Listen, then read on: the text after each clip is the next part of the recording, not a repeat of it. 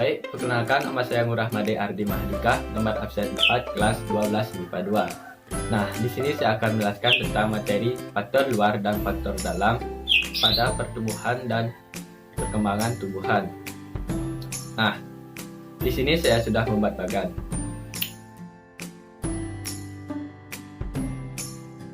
Nah, yang pertama saya jelaskan adalah faktor luar atau eksternal. Faktor luar atau eksternal terdiri dari cahaya, suhu, kelembapan, nutrisi atau nutrien, air, dan oksigen. Nah, yang pertama adalah cahaya. Cahaya, khususnya cahaya matahari, merupakan sumber energi yang sangat penting yang dibutuhkan untuk melakukan fotosintesis. Tanpa adanya cahaya, tumbuhan hijau tidak dapat melakukan fotosintesis, sehingga tumbuhan tidak dapat bertahan hidup dalam jangka waktu yang lama. Namun, di sisi lain, cahaya merupakan faktor penghambat dalam pertumbuhan tumbuhan. Dikarenakan, auksin jika terkena cahaya matahari akan berubah menjadi zat yang menghambat pertumbuhan. Nah, yang kedua adalah suhu. Suhu yang baik atau ideal yang diperlukan tumbuhan untuk melakukan pertumbuhan dan perkembangan dengan baik, yaitu 10-38 derajat Celcius. Yang ketiga adalah kelembapan. Kelembapan udara mempengaruhi penguapan air yang diperlukan untuk menyerap nutrien. Nah, penguapan air akan meningkat apabila kelembapan rendah. Akibatnya, tumbuhan dapat menyerap nutrien yang banyak. Keadaan ini memacu pertumbuhan tumbuhan. Nah, yang keempat adalah nutrisi atau nutrien. Nutrien sangat dibutuhkan oleh pertumbuhan dan perkembangan tumbuhan. Unsur makronutrien dan mikronutrien adalah unsur yang paling dibutuhkan oleh tumbuhan untuk pertumbuhan. Yang kelima adalah air. Adapun fungsi air untuk pertumbuhan pada tumbuhan antara lain sebagai pelarut universal dalam pertumbuhan dan perkembangan tumbuhan. Kemudian menentukan proses transportasi unsur hara yang ada di dalam tanah, dan lain-lain. Yang keenam adalah oksigen.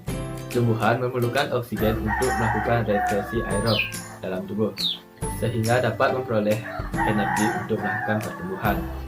Nah, yang kedua adalah faktor dalam atau internal. Faktor dalam atau internal dibagi menjadi dua, yaitu gen dan hormon tumbuhan atau fitohormon.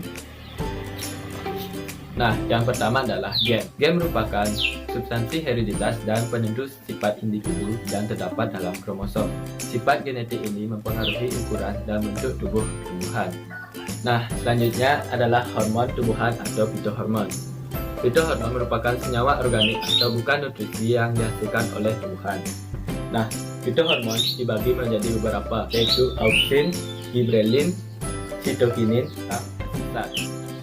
etilen, asam tromalin, dan kalin. Nah, yang pertama adalah auksin. Pengaruh auksin dalam fisiologi tumbuhan antara lain, yaitu mempercepat pertumbuhan akar maupun batang. Yang kedua adalah gibrelin.